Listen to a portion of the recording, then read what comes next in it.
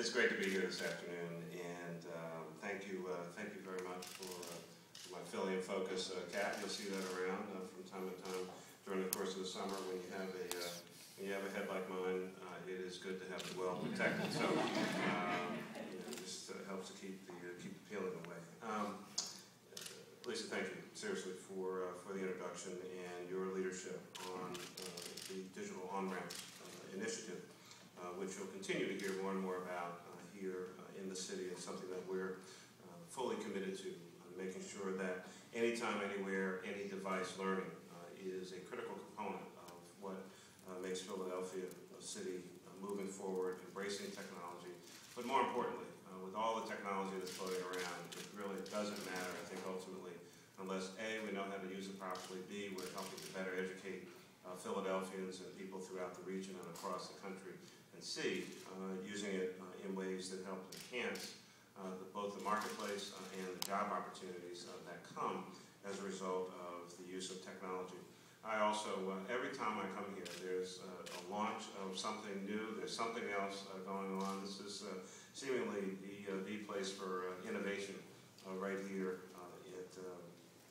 on Ranstead Street. So it's always exciting to get down here. I want to ask that we give another big round of applause to someone who's been pursuing the issue of technology, open access, bridging the digital divide, bringing video, especially into the homes of people for a long period of time, and just generally trying to push Philadelphia, whether we wanted to or not, into the latter part of the 20th century and then right through into the 21st, which is, as I always say, we love change, we embrace it, we're enthusiastic about it, as long as we can just keep doing what we've been doing. That's the kind of change we like. And that is Gretchen Clausen. Please give it up.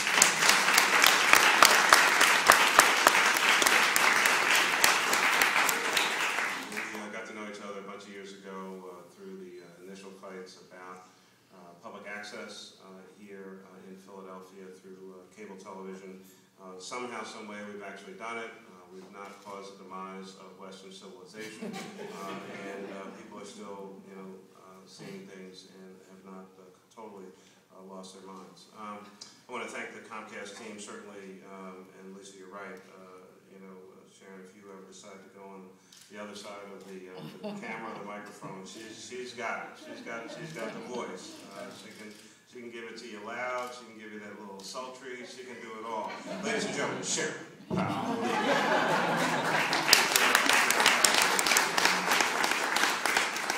Sheila Willard, she's totally embarrassed. Sheila Willard and Paul Wright, all the Comcast folks, and my main man in the back, Ron. Thank you all very much. Give it up for Comcast, please. Jeff Friedman is here.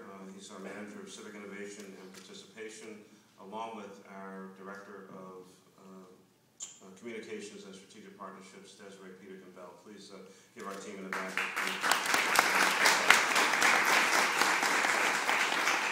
Neither of whom were actually paying attention while I was talking, because they're both on their devices, either tweeting or doing something else. But the way the world communicates continues to evolve and change.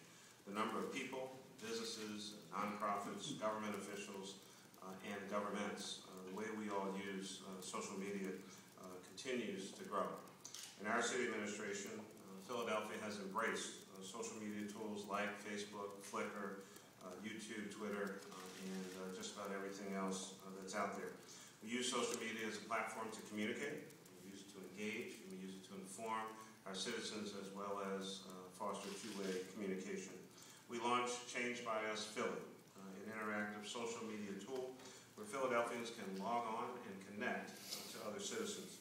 City officials and community-based organizations can also present their ideas on how to make Philadelphia the smarter, greener, cleaner city that we all want it to be.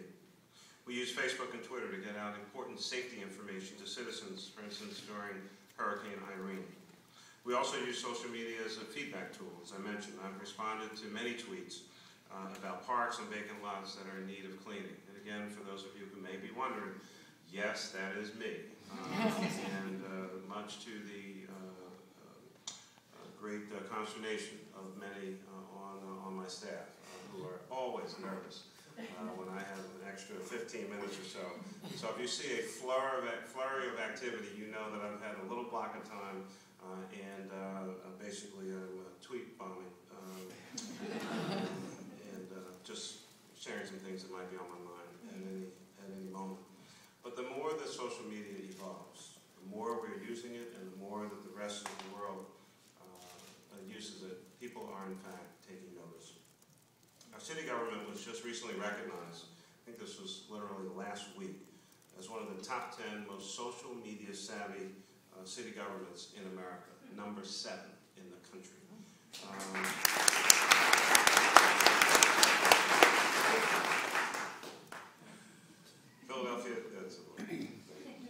Philadelphia is named one of the top 10 citizen-engaged communities in the country by Public Technology Institute. Our business service portal was named the Technology Solutions Awards winner in the Web and E-Government category by the Public Technology Institute. And I'm sure all of you by now, if you haven't, this would be the perfect crowd. You certainly want to check out the E-Lane right out in front of the Municipal Services Building for all of you who just can't walk down the street and pay attention at the same time. Today, we are quite excited to launch. Let me just, on that last one, you know there are people now complaining that we're not having an E-Lane. It's come all the way back around. First, people now they're mad that we don't have an E-Lane for folks. You just can't win. But today, we're excited to launch a new social media platform, Philly in Focus. Philly in Focus is an on-demand and online one-stop portal for videos and interactive media made by Philadelphians for Philadelphians about Philadelphians. It's what the Continental Congress would have used had this tool been available. They've gotten that information out much quicker all across the United States if Philly in Focus had been around at that time. That was not in my notes, and I'll pay for that when I get back to the show. Philly in Focus is part of Comcast's Project Open Voice. That's a 6-city pilot program to broaden the reach and diversity of local content. We're, of course, thrilled and excited that Philadelphia would be one of those cities. This innovative tool will allow individuals, community groups, public access users, educational community members and institutions, nonprofits, government officials, and the city to become content partners and post videos and information out to the larger public. Channel 64, which of course you know is our government access channel, which we are working desperately in conjunction with Comcast to bring up to HD quality. The Comcast people heard that right.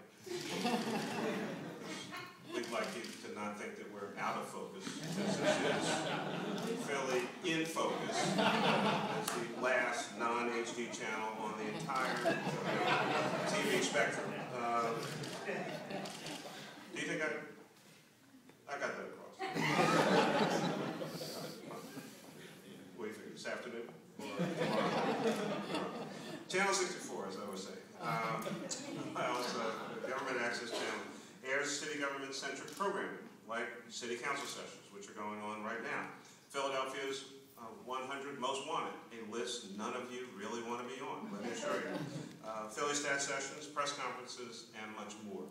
Philly in Focus is another opportunity to literally take the roof off of City Hall, although we'd ask you not to touch our roof, actually, and allow more Philadelphians to see what's really going on in our city administration.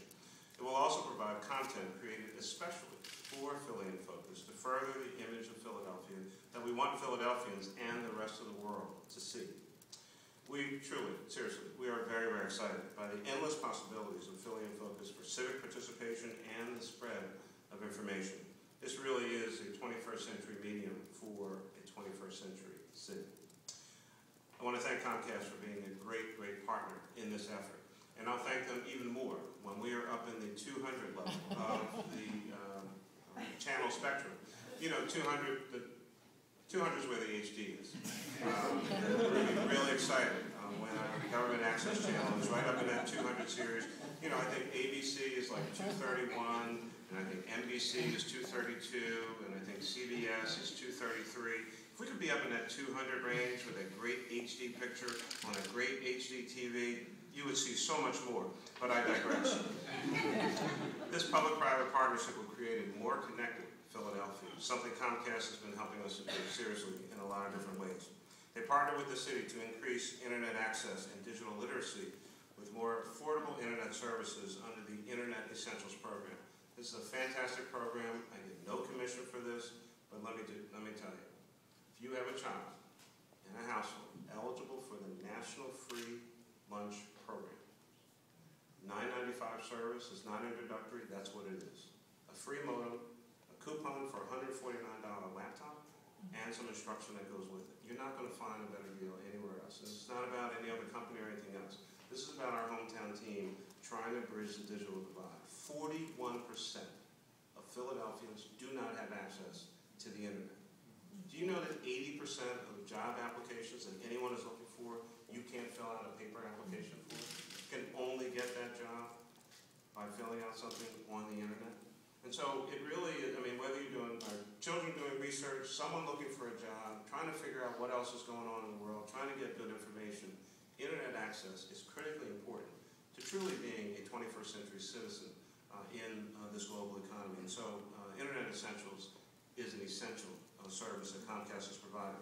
They're also a partner in PhillyCam, Philadelphia's public access television station. We've been talking about, and Gretchen knows this, which is how we met. We've been talking about public access since the early 80s. And finally, right here, we were able to bring that to life. And Comcast has obviously been a great partner in that as well. You're going to hear from Gretchen in a few minutes. We're going to actually stop talking about her and let her actually say something in her own spot. But she's the Executive Director of Philadelphia's Community Access Media, or PhillyCam. PhillyCam is Philadelphia's first and only public access television station and community media center. It joins more than 3,000 public, government, and educational access centers across the country, producing more than 20,000 hours of local government programming every week. Gretchen has worked in media for more than 20 years and is truly committed to rethinking public media. But first, I want to welcome to the stage Carrie Kennedy. Carrie is the Executive Director for the Women's Campaign International, a nonprofit organization that advances opportunities for women to participate in public advocacy, market, and political processes. So Carrie has worked in countries all around the world and is bringing Philadelphia her experience. WCI is a content partner in Philly in Focus. And so, ladies and gentlemen, please welcome to the stage, Carrie Kennedy.